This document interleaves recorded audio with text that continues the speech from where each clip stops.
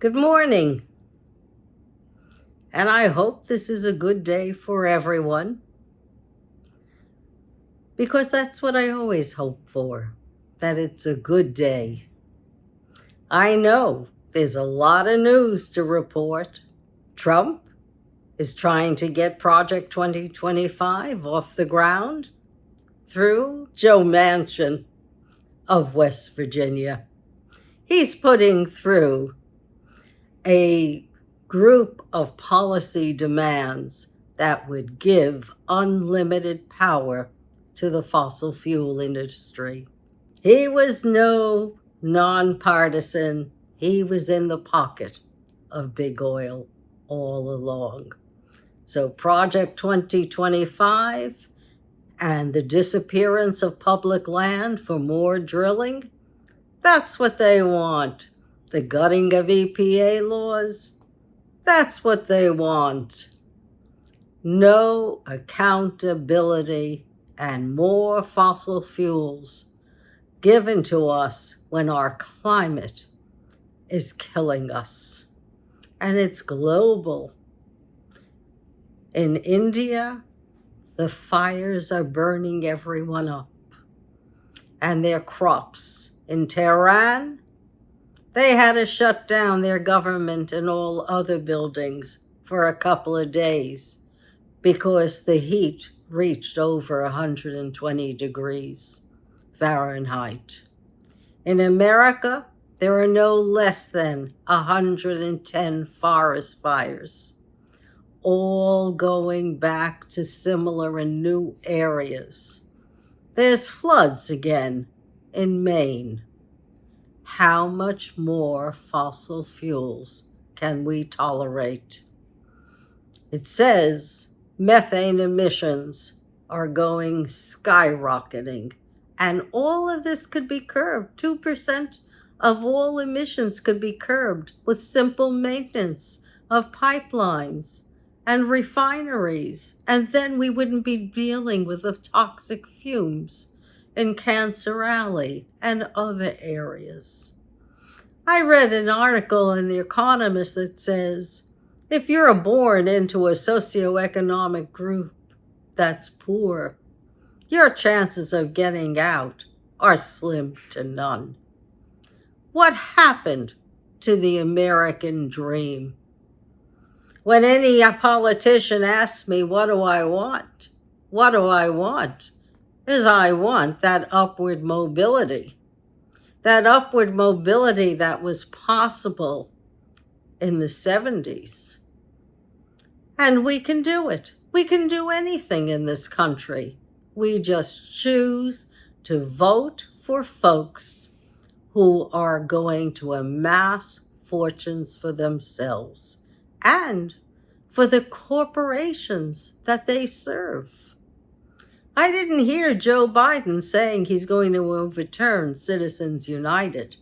That would be a big start, because it would let a lot of us who are not affiliated with any party to come together and represent the large middle majority. That would be on my wish list for sure. Citizens United has made every senator, every congressman beholden to the money they have given. Look at J.D. Vance. He came from nothing. You gotta wonder how this guy is a multimillionaire. You don't have to wonder long.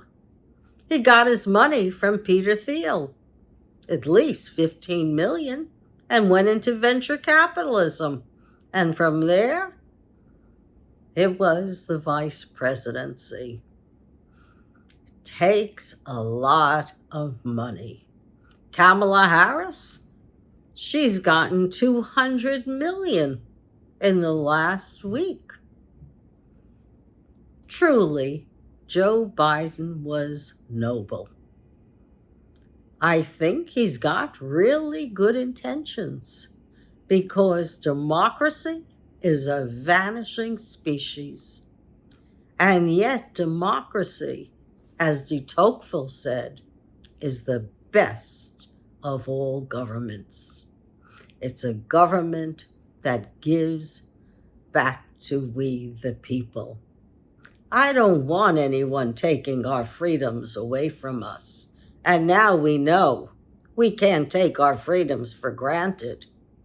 Not when Trump says, if you vote for me this year, you may never have to vote again. I don't think he's kidding. And you shouldn't think he's kidding either. And that Project 2025, just as a lot of us are reviled by it, a lot in the business community think that the federal administrative state had overreach. They don't look at consumer protection laws. They were actually going to overturn the Consumer Protective Agency, but felt that was a little too blatant because then people would realize you're going to lose your rights. You're going to lose your rights to safety, a safe environment, a better EPA. As it is, we have no laws for PFAS chemicals, and it's in everything, and it's even affecting our reproductive organs. In men, it's reducing sperm counts. In women, it's causing low birth rate babies. I don't think we've got any alternative but to phase out the lifestyle we've come to live and look for products that are new and different and made from other substances that aren't going to kill us. Because it's no wonder we're all dying in America at a younger age. We're exposed to PFAS chemicals. We've got a fossil fuel lobby that has no limits, and yet the trillions that we give it in subsidies, that would fund Social Security, Medicaid, Medicare, child care. What's the sense of saying you want to see a family, a Christian family, if you're not going to nourish every child? Because we know that a direct correlation exists between food in utero and food after utero. There is a critical time, 1,000 days, when a child's brain develops.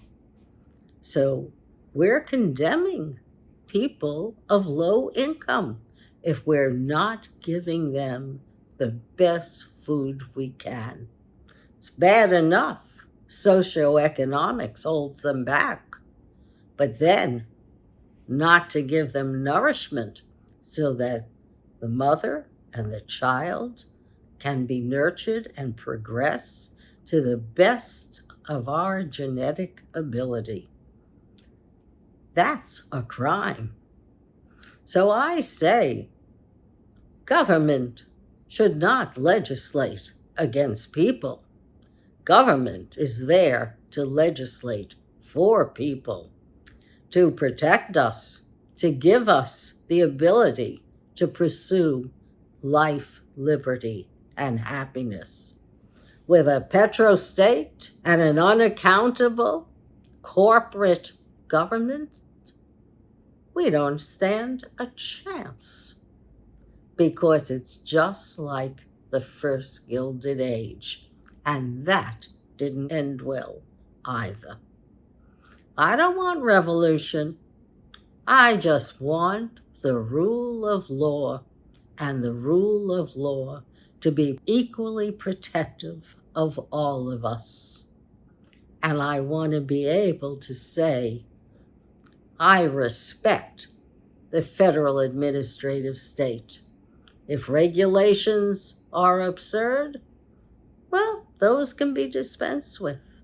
But as far as I'm concerned, we still need a strong EPA, a strong FDA, and the folks should pay for it, the corporations, just like they did many years ago.